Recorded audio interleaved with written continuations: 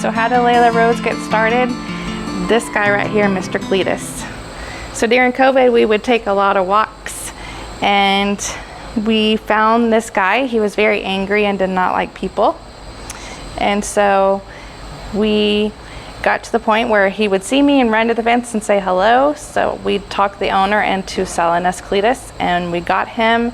But in a way, Cletus and I rescued each other. After Cletus, I became aware that every month, thousands of horses are sent to slaughter.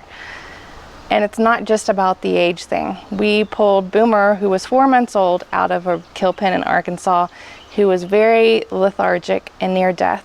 And today he's living in California at his forever home and loving it. We knew we had to do more, so my husband and I found 11 acres on the west side of Fort Worth that was heavily treed. Nothing had been done. It was just a deer lease, and we turned it into Layla Rose Ranch. Rose Ranch is built from the ground up as a horse rescue.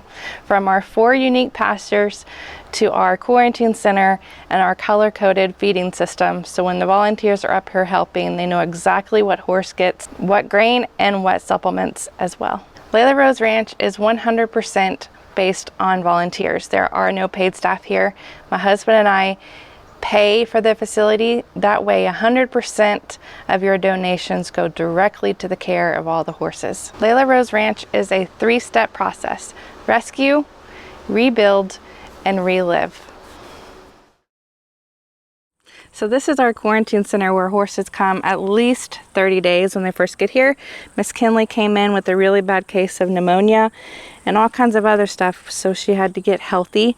And they have their own tack and their water, so they're not sharing anything with anybody else. So they spend the first 30 days in here or longer if needed, just because they're on medicines and supplements and special food in the beginning to get them back to the healthy point.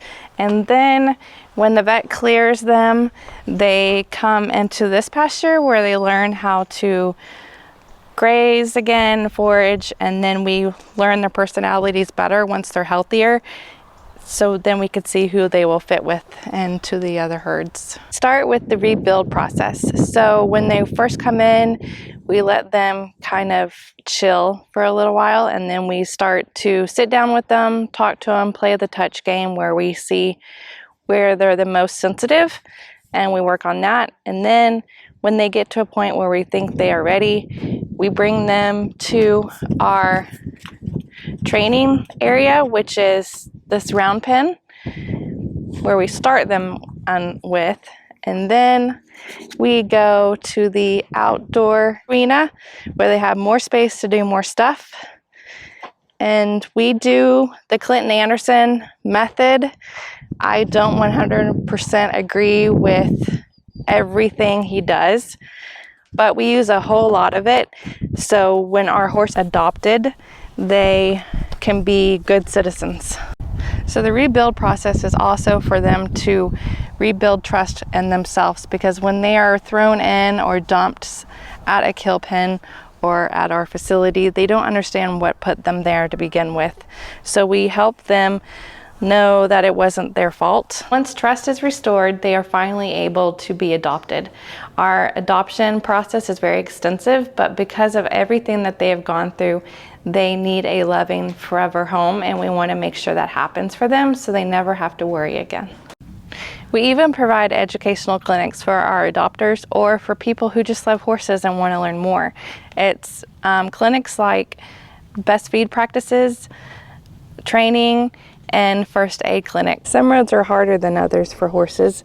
For example, Mr. Buddy was near death at a kill pen. They didn't think he was going to live much longer if we hadn't got him out. He was severely abused, so much to the fact that he had a blow across the eye, which we could not save, so we had to get it removed.